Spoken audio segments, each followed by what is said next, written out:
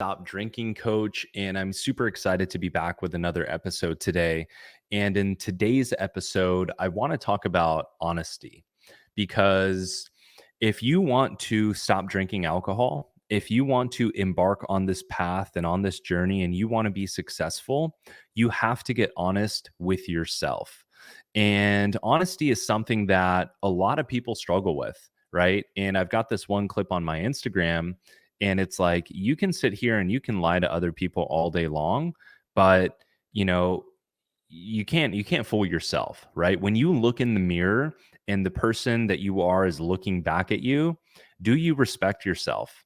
Is there a sense of integrity there? Are you following through on your word? Are you following through on the things that you told yourself you're going to do?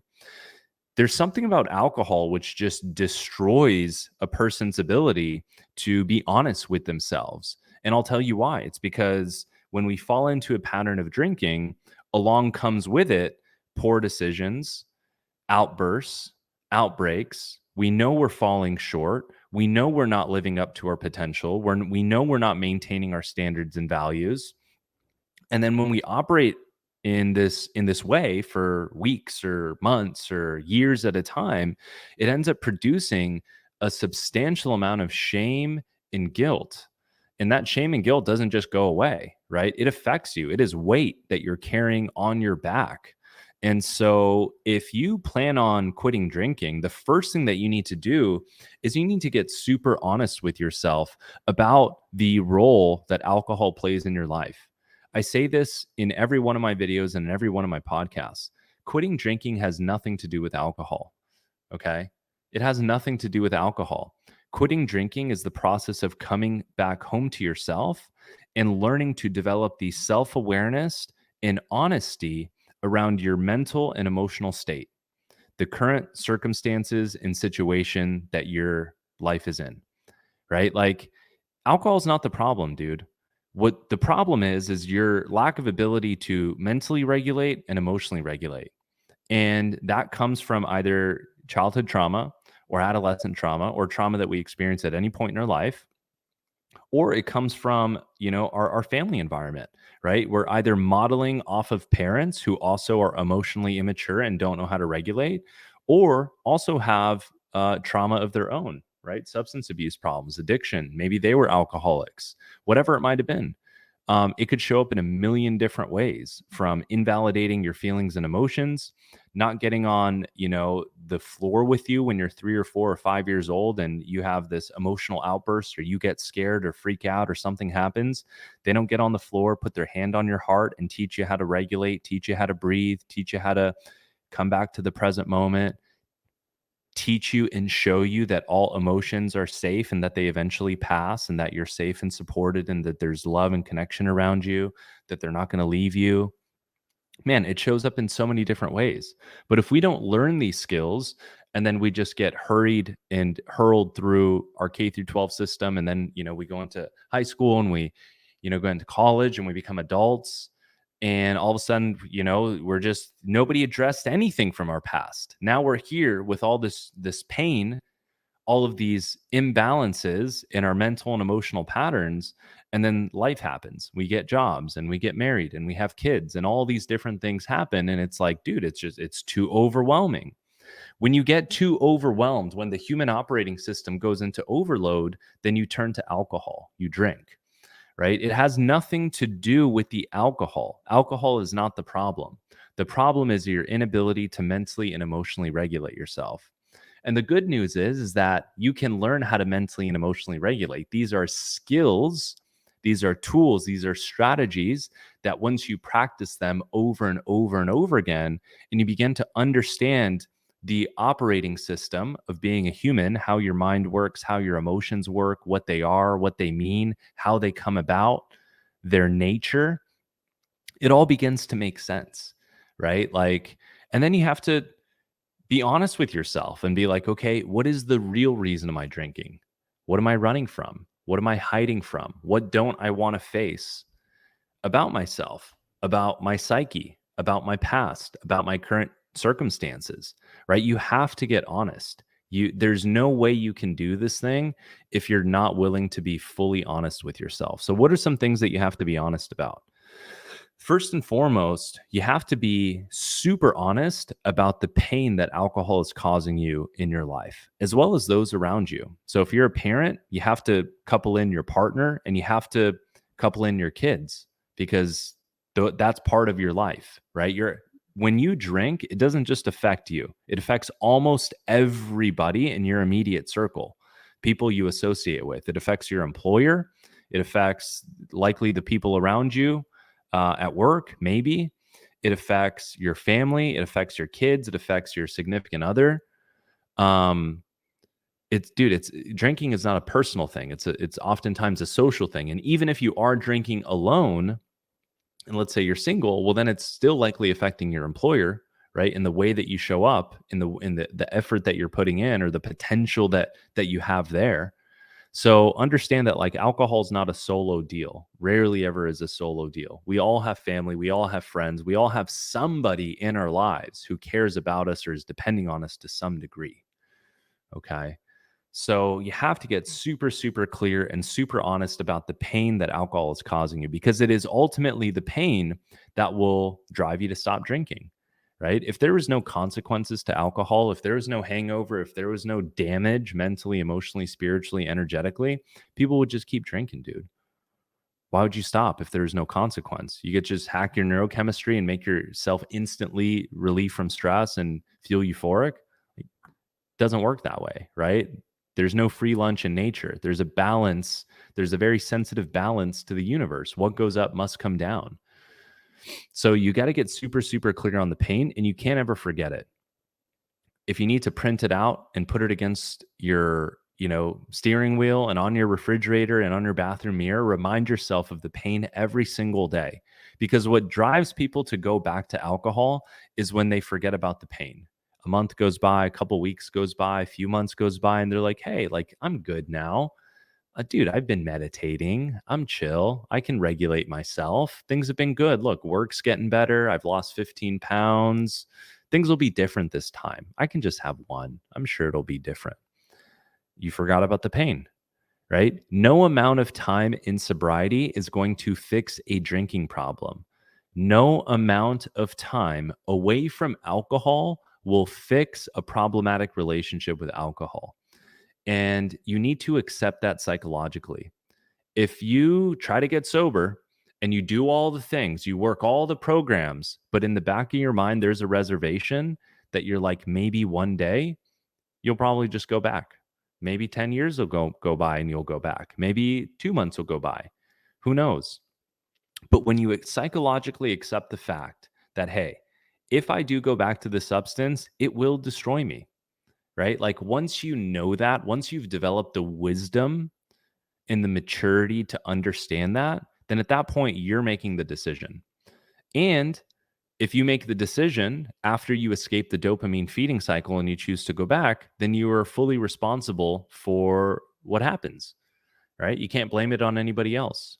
That is your evolution. That is your learning. That is where you still need to grow as an individual, because you're not being honest with yourself.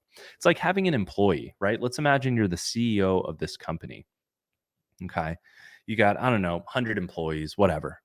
One of your employees is just an absolute shit show, shows up to work every single day late, you know, eats at his desk, manages, let's say, 5 customer service accounts, and is rude to all of his accounts or her accounts. She emails them back in ways that are rude. He's doing things that annoy the rest of the employees, so it's damaging the culture. He, leaves early, right? It's like, okay, he is showing a trend. She's showing a trend of like poor performance and behavior, right? Do you think if you go back to that employee and like give them better training and give them better systems and operations and make sure that they have better SOPs, and you even assign a manager to watch them and to check in with them, and then you do weekly meetings, coaching, and they don't change, that relationship doesn't change? Like, to think that well, let me fire this person for 3 months and then let me rehire them and maybe things change. It's like, dude, nothing, it's not going to change. That that person, that relationship, that's how it is. And you have to accept that. That's the psychological acceptance, right? And if you're not willing to accept it and it just lives in the back of your mind and you're just hoping, just dying for this one employee to just come back and become a star employee, dude, it's not going to happen. And you're going to waste time, you're going to waste energy, and you're just going to be living in the shadow of this thing for the rest of your life. But dude, there's 1,000 more. There's 8 billion people on this planet. There's another employee that you can hire. Same thing goes with alcohol. If alcohol has become this thing and it's ruining your life, like, dude, move on. There's more to life than alcohol. And I know it doesn't feel that way or that seems scary, but that's because you haven't developed the tools and skills to learn how to self-manage yourself yet, right? Like, we're still operating from mental or emotional immaturity, like we're 14 or 16, right? Like, a fully grown, mature, wise adult, like, should be able to mentally and emotionally regulate. Like, that's just it, right?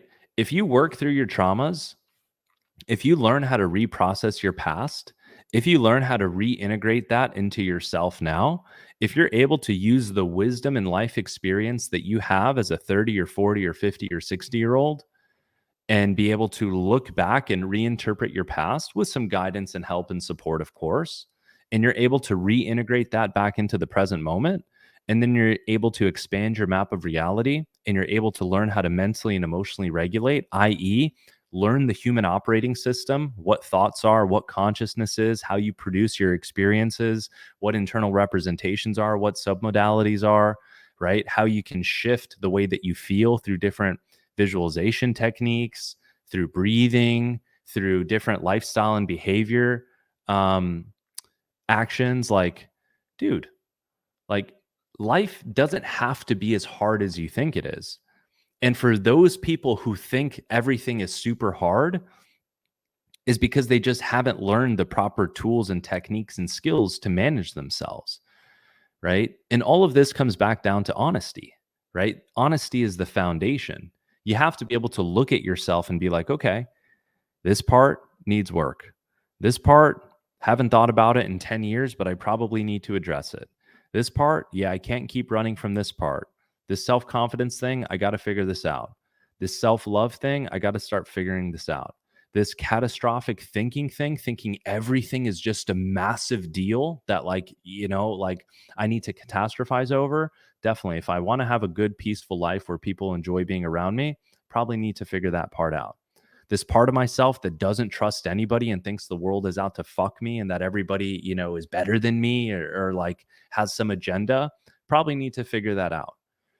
And then you just take an approach to where you educate yourself and you read the right books and you get around the right people and you invest in the right coaches or mentors and guides to help you navigate it.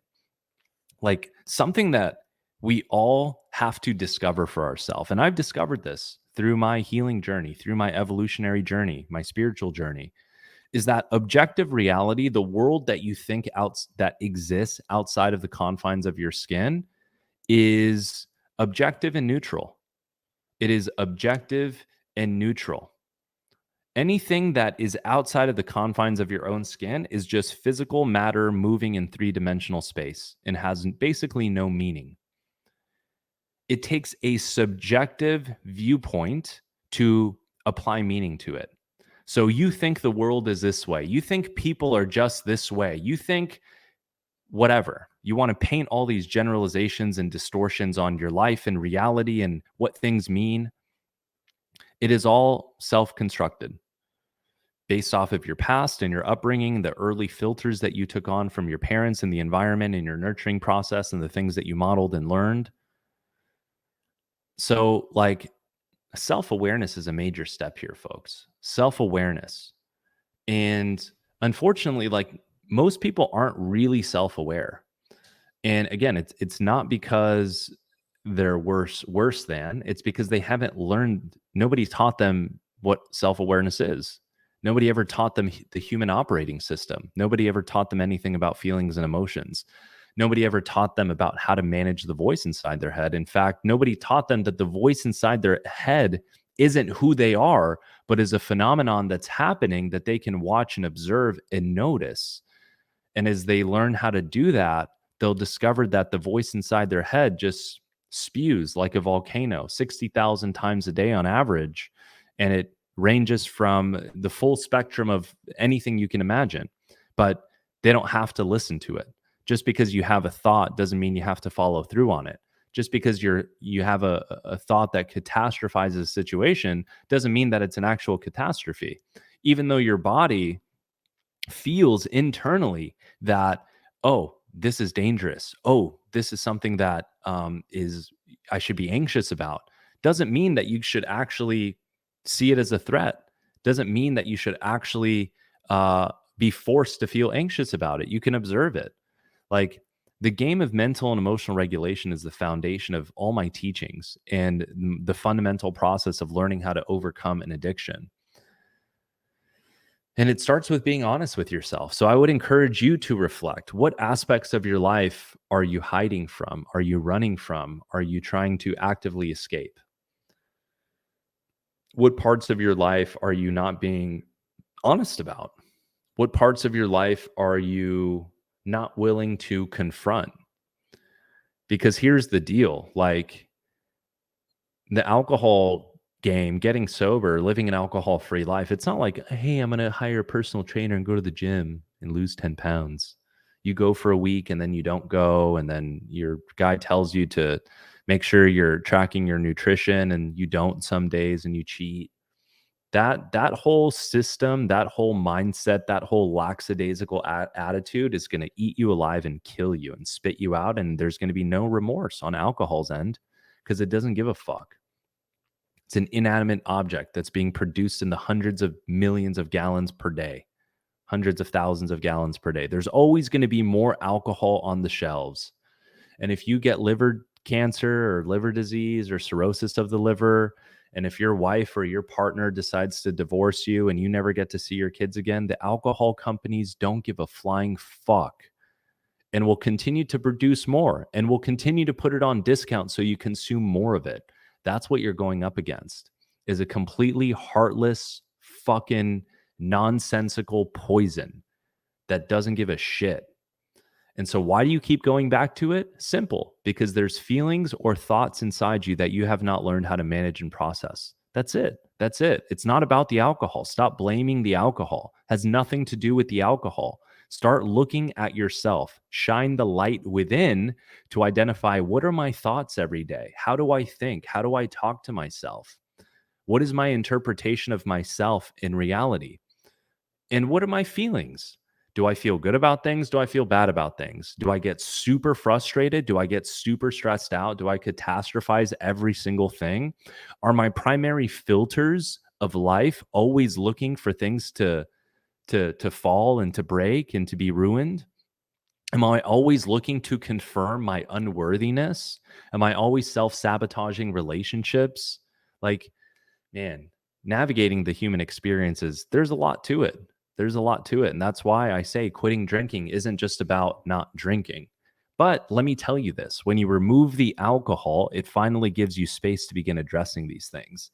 And your evolution as a human being, your soul's curriculum, the syllabus, your destiny, your incarnation, this 0 to 100 years old, whatever your name is listening to this, your blueprint is learning how to address those things. That's basically what you're doing here. Everything else is a fucking distraction. What job you have, where you live, what house, car you drive, what you like to do, like, all those things are just the matrix of this culture.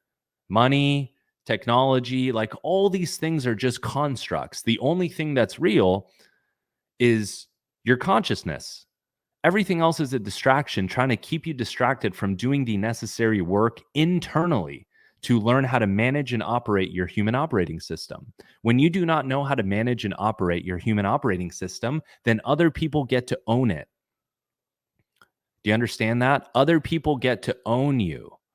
The alcohol companies own you. You're paying them. They're getting richer, right? The social media companies own you because they own all of your attention rather than you putting your attention on the things that are necessary for you to grow and evolve and mature as a human being so that you can be more resourceful and create the life that you want. You're giving all your attention. The 24 hours in a day that you have, you're giving 8 of it, 6 of it scrolling mindlessly, numbing, because you haven't learned how to manage the things inside of you that are challenging or are you perceive to be painful.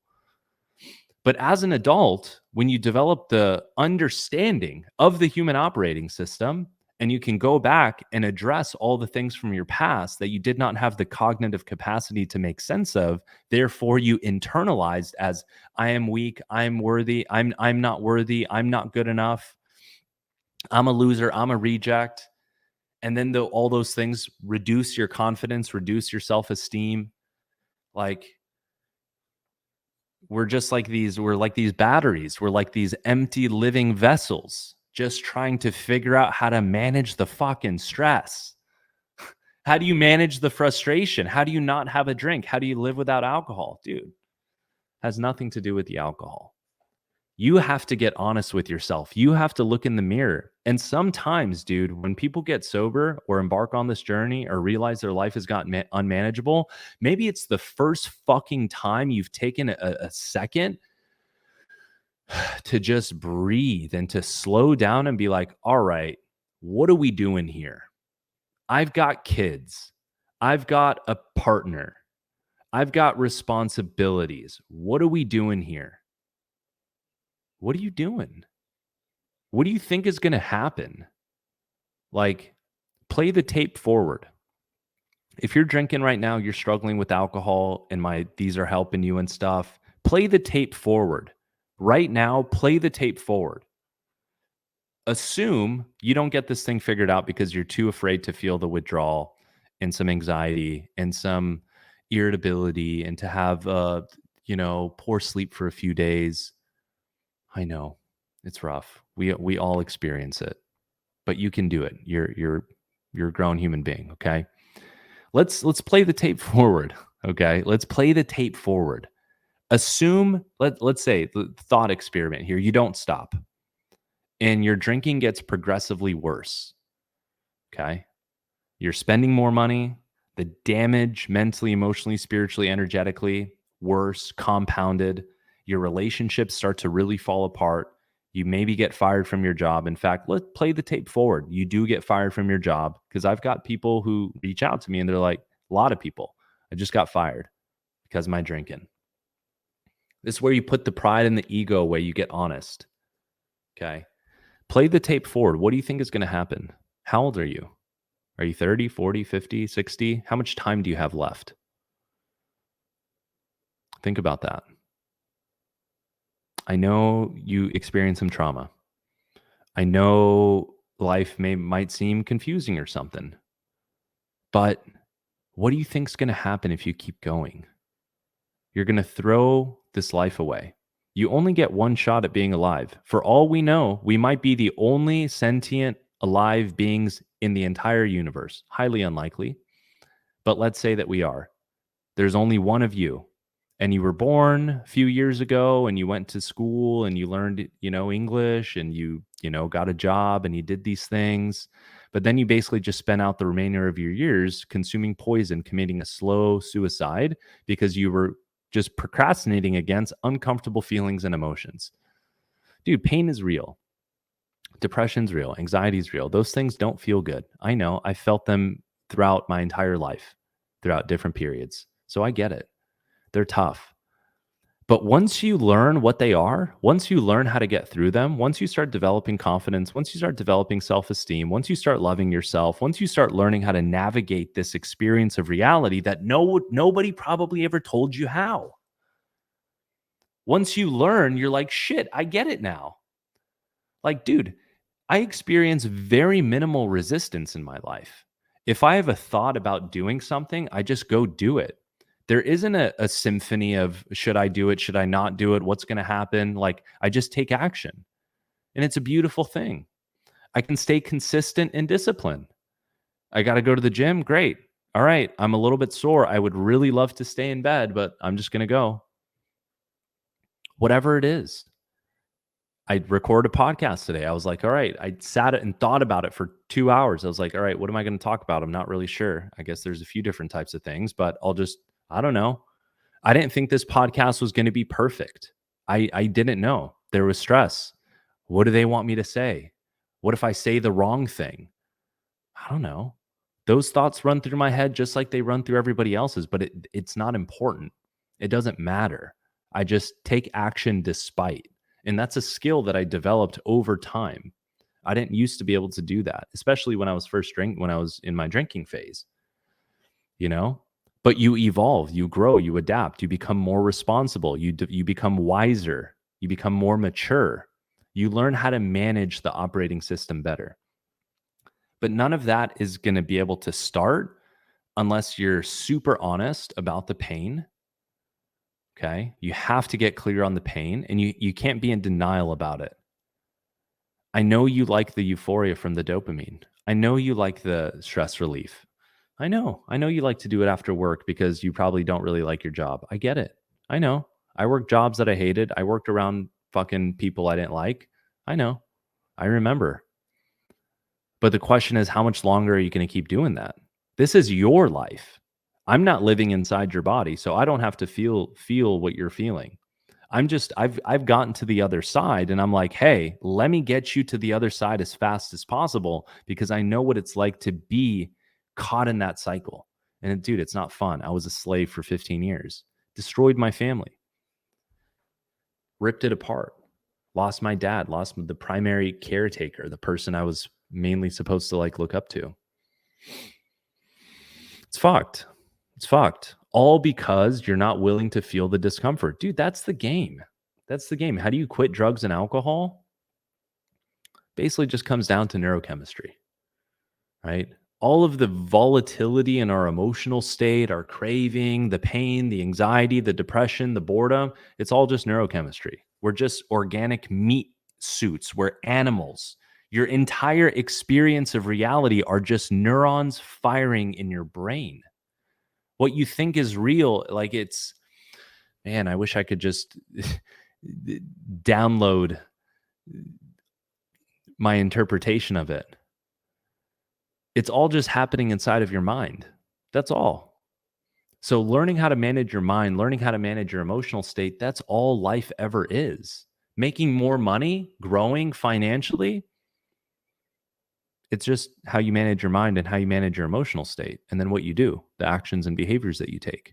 The difference between a billionaire and somebody who makes 30,000 a year, they get the same 24 hours in a day, just the thoughts are different.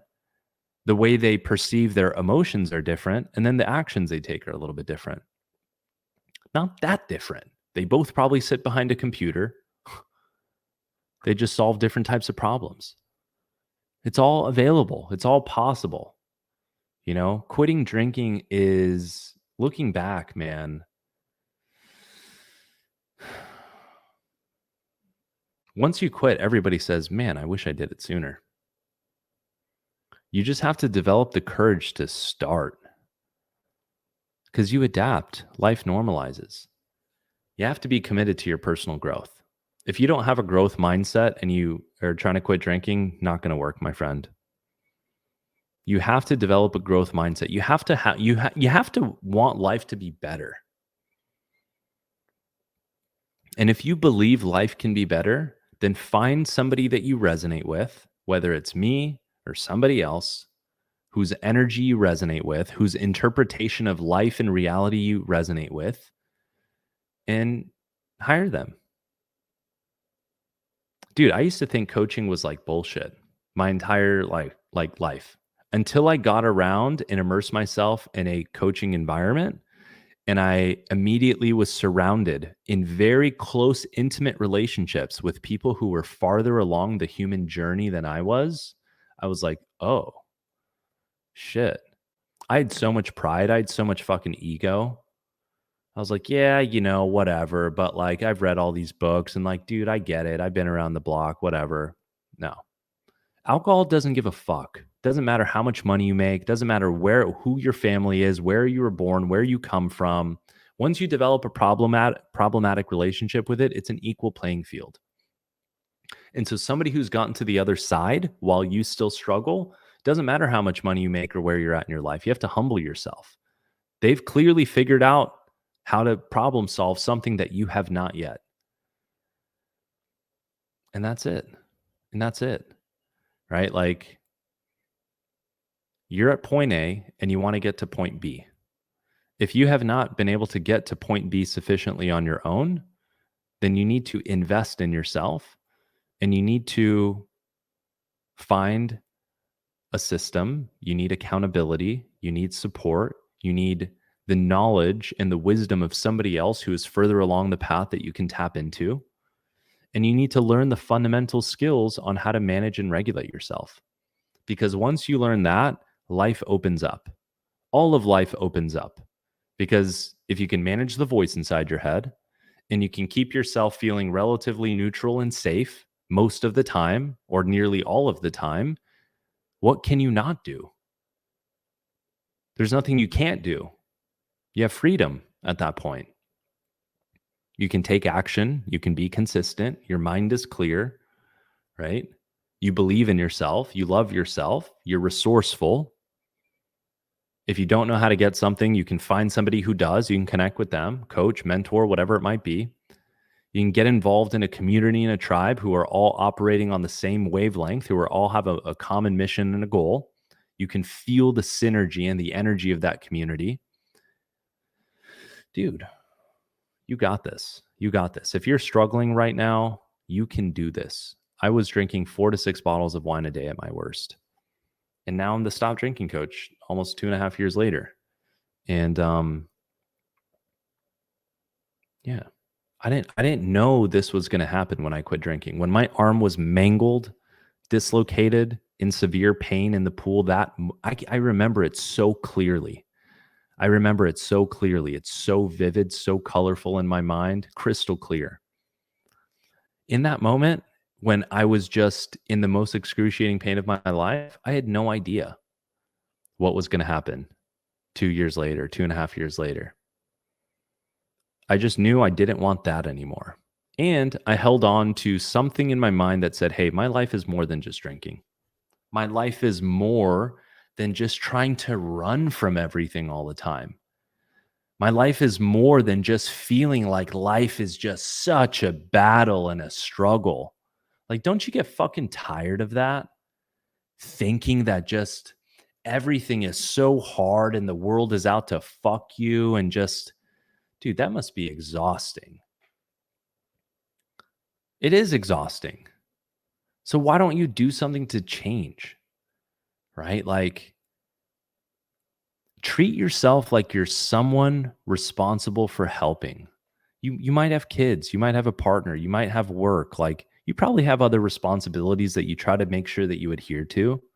Treat yourself, put yourself first. Treat yourself like you're somebody responsible for helping and watch what happens. Dude, it's out there, man. All the information, the tools, the strategies you need, it's out there. Your situation is not unique. Not unique whatsoever. I don't care what your past is, what family dynamic you had, where you grew up, who your parents were, how they treated you. There's at least 10 million people at an absolute minimum who have experienced the exact same challenges and traumas that you have, and who have developed a dependency on drugs or alcohol and have gotten out the other side with wisdom and power and light, who would be willing to share the strategies with you. But you have to make a commitment and you have to be honest with yourself. What is this thing doing to you? Play the tape forward and let it scare you, because it's the pain and the fear of real damage, irreversible damage to yourself or to your kids or to your partner or to the people around you or to the one blessed life that you were gifted. You know, I don't know if you're religious or not. I'm not particularly. I'd consider myself fairly spiritual. I believe in energy in the universe, and there's probably some underlying organizing intelligence. I don't know, though. But It seems like all these crazy coincidences and synchronicities that I experience in my life maybe mean something. I don't know. Maybe they do. Maybe I'm deluding myself and just making shit up. I don't know. But as you think about your life, consider the fact that you've been blessed with a gift. And I know it's been painful and I know it's been challenging. And I know there's been moments that, you can't make sense of and were probably absolutely fucked up during your childhood or at any other point in your life. And I know that pain is real and you may have some anger and resentment towards it. But understand that just being alive, having five senses, being able to breathe air, dude, that is a fucking gift. Because before you were born, you had no conception of fragrance and the taste of pizza and the feeling of an orgasm and waking up after a good nap and laughing at a comedy show. Like, what a gift it is to be experiencing and sensing and breathing and alive. And we're just pouring fucking the devil's piss into the most incredible supercomputer that exists. When you learn how to reharmonize this system, life becomes so beautiful. All of your dreams can come true when you just stop poisoning yourself systematically. Why are you poisoning yourself? Because you're unwilling to feel the anxiety of the withdrawal temporarily. It lasts 3 to 7 days. And then you're unwilling to work a program to begin addressing the past. Like, listen, you don't have to live in the shadow of this stuff for the rest of your life. I feel like I'm always talking about it, because this is what I do. I'm a stop drinking coach. But like you're not destined to live in the shadow of your trauma and your past for the rest of your life. But until you address it, it will live there and it will negatively affect your mental and emotional operating system. And so understand the very thing that you're avoiding is the thing that is causing you pain.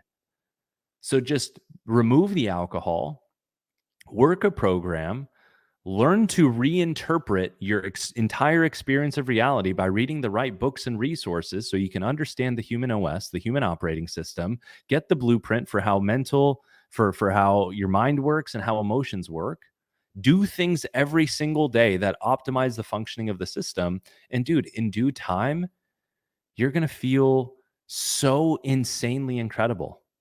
And you're going to say, man, I wish I did this sooner. I wish I could go scream at the top of my lungs and tell everybody what's good with this alcohol deal. Just go through my TikTok. Okay. Go through my TikTok and look at the ones, like I've got this one video that's like, I really fucking respect people who quit drinking alcohol. That's not to alienate people or to shame people or guilt people who are still drinking. That's not the intention at all. So if you interpreted that, just understand that that's not what it is. I made that video specifically knowing that it was probably going to blow up because I cussed in the beginning and it was a strong hook, whatever. But I wanted to call out all the people who got sober because they're the weird ones in society, right? Drinkers look at the sober ones as the weird ones, the boring ones, the whatever. It takes balls, it takes bravery, it takes courage to get sober. And I knew I was going to get tens of thousands of comments. There's going to be a lot of engagement of people who've gotten sober because I'm calling them out. I'm recognizing them. I respect them. Awesome. Doesn't mean I don't respect people who drink. It just means I want to call them out and recognize that. But if you go through those comments on that video, you will see not a single person who has gotten sober and is like over 6 months or over a year, every single one of them say it was the best decision of my life. So if you are struggling right now, understand that, again, you are not unique, although you want to think that you're unique. You think you're so like your case is different, but the withdrawals are tough for me. I get really overwhelmed. Trust me, my kids, the frustration level off the charts. You're not unique. We all felt the stress. We all felt the craving. We all felt the frustration. Even though you and I look different skin color. I got black hair. You got brown hair. I'm a man. You're a woman. You're a man. I'm a man. Like whatever it is, whoever is listening, even though we look different on the outside, the fundamental like template of psychology and the emotional system is basically the same for all of us. We look different, but the inside is kind of the same, you know? Sure, we're at different plates in our evolutionary journey, but like we all feel the pain. We all feel the discomfort. So go through that and just look at just there's light at the end of the tunnel there. You just have to be willing to do the work. You have to be willing to be honest with yourself and accept, like, dude, this alcohol deal, it doesn't work for me anymore. It was a useful strategy when I was a teen or in my 20s or maybe even in my 30s, but the strategy does not work anymore. Instead of polishing off a beer or whatever wine because I'm frustrated with my kids or I've had a long day at work, you got to learn to self-regulate. That's it. And you'll find that over time, it's just as effective at making you feel okay. And then once you get really good at it, life stops being a catastrophe. Very little things actually make you budge because you get it. You wake up, you develop the maturity. You've seen these things before. You understand these things before. You've met these type of people before. You've been in that type of situation before. You trust yourself. When you work the type of program that I lay out for you, it develops a tremendous amount of self-confidence and self-esteem. You build self-respect. All those things get tarnished and diminished. When most people are approaching this journey for the first time, they're including myself. My confidence was at an all-time low, self-esteem, no self-worth, my integrity, non-existent, my self-respect, pretty low. But when you work the right type of program and do the right things that optimize the dysregulation, and you begin to take a higher vantage point, you begin to understand the experience of being alive from a 10,000 foot view, you're like, oh, all right, I get it now. It's fine. We got the tools. We can get through it. We got the network. We got the coaching. We got the support. I've got all the tools on my tool belt. And so it's possible, but it starts with being honest. So I'm going to leave it at that. Hopefully this episode was helpful for you. I appreciate you listening. If you've enjoyed this, I would really appreciate if you would leave a 5-star review on whether it's on Spotify or on Apple. On Spotify, I think you can just leave a 5-star review. On Apple, you can leave a 5-star review and a comment. I'd really, really appreciate it. Share it with somebody you know. And yeah, I will see you in my next episode here on TikTok. I've been going live more frequently. And yeah, I'll see you guys soon. If you guys want to work with me directly, I've got a 90-day program with ongoing support after. Once we work together, you get access to my community for life. I'm always growing. So as I'm growing, I give all my growth back to my clients and into my community. So I have my own coach that I work with. I'm constantly investing myself. I'm constantly reading books, better understanding addiction, better understanding consciousness, better understanding self-regulation techniques. I'm constantly learning, digging into my spirituality, deepening my connection, developing more confidence, like whatever it is that I need to do to better myself, it's all being poured back into my community. So understand that, like, if you feel in energetic alignment to the way that I communicate, it must mean something important, because not everybody is attracted to my vibe and style. A lot of people are, but if you feel something, there's something there, right? Like, my life has worked out in a profoundly weird way to lead me to be doing this work. Like, every relationship that ever went south, every other opportunity that didn't work out, everything was perfectly timed and divinely orchestrated for me to be here as the Stop Drinking coach. So if you feel an energetic tether to me, it's probably for a deeper reason that you and I can't explain. Maybe it's a soul contract. Maybe we agreed to it before we came to Earth. I don't know. I don't really know if I even believe in that stuff, but it seems interesting. I don't know. So visit my website, www.thestopdrinkingcoach.com. Go through it and go to the bottom. I've got tons and tons of testimonials and screenshots of clients inside my community and their experience working with me. So appreciate you listening, and I will see you guys in the next episode.